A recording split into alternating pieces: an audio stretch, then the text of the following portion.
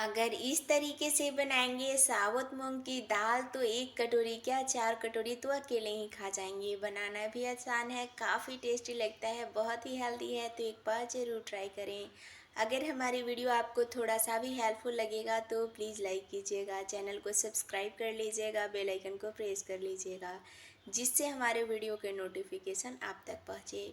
तो चलिए healthy tasty दाल बनाना हम शुरू करते हैं। हमें गैस पे चढ़ा देना है कुकर को और इसमें डाल देना है तेल। आप जो भी तेल खाते हैं उस तेल में इस रेसिपी को बना सकते हैं, लेकिन सरसों का तेल में रेसिपी बहुत ही बढ़िया बनता है। हमें 2 चम्मच सरसों का तेल लेना है। तेल को गरम होने देना है।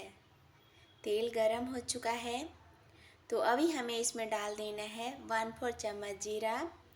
जीरा को ब्राउन होने देना है। जीरा ब्राउन हो चुका है तो अभी हमें इसमें डाल देना है एक तेज़ पत्ता।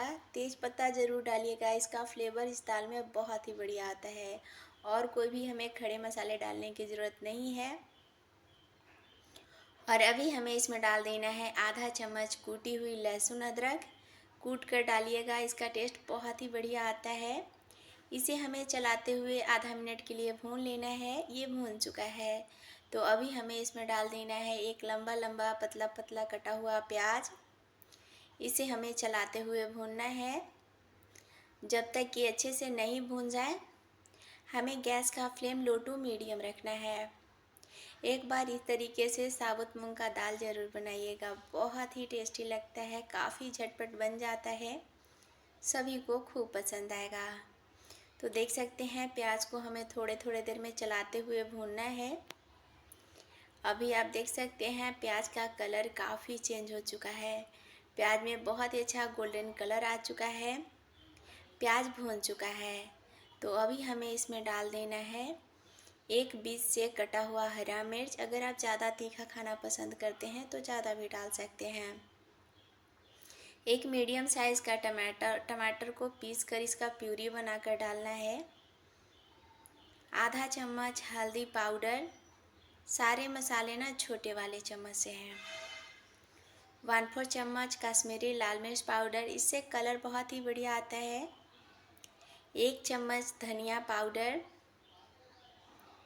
1/4 चम्मच जीरा पाउडर।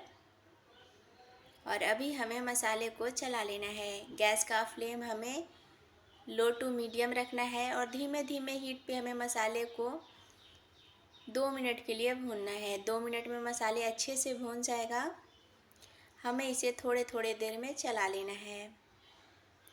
तो अभी आप देख सकते हैं मसाले एकदम अच्छे से भून चुका है। तो अभी हमें इसमें डाल देना है भिगोए हुए मूंग को। ये लगभग 150 ग्राम भिगोया हुआ मूंग है, जिसे मैं 6 से 7 घंटा पहले ही भिगो दी थी। ये अच्छे से भीग चुका है। आप ओवरनाइट के लिए भी इसे भिगो सकते हैं। और अभी हमें इसे चला लेना है और इसमें हमें डाल देना है नमक। आप अपने स्वाद अनुसार डालें। मैं आधा चम्मच नमक डाली हूँ। और अभी हमें इसे चलाते हुए 2 मिनट के लिए भून लेना है मसाले के साथ। बहुत ज़्यादा देर के लिए हमें इसे नहीं भूनना है, इससे बहुत ही अच्छा टेस्ट आता है दाल में। तो थोड़ी देर के लिए हमें भूनने के बाद इसमें डाल देना है पानी। पानी हमें इसमें 1.5 गिलास डालना है। इतने में दाल एकदम अच्छे से पक जाएगा। और अभी हमें डाल देना है 1 चम्मच गरम मसाला पाउडर। इसे भी हमें चला लेना है।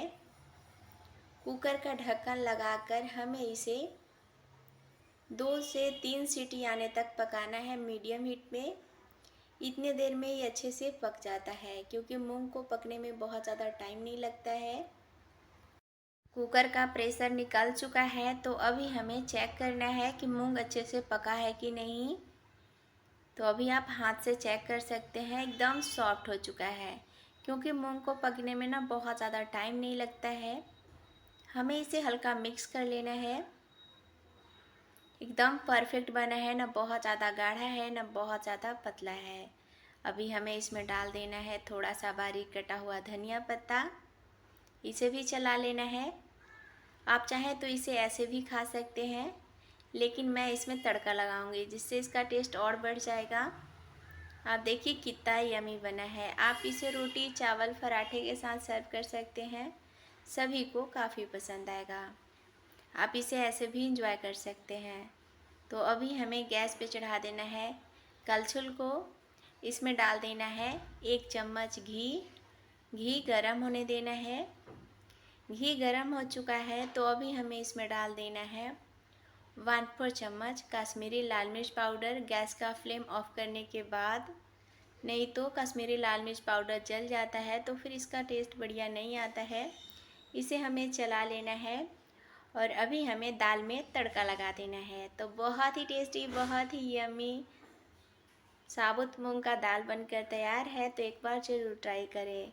अगर हमारी वीडियो आपको थोड़ा सा भी हेल्पफुल लगेगा तो प्लीज़ लाइक कीजिएगा, चैनल को सब्सक्राइब कर लीजिएगा, अपने फैमिली फ्रेंड के साथ शेयर ज़रूर कीजिएगा। कमेंट में ज़रूर बताइएगा रेसिपी आपको कैसा लगा। Thank you for watching.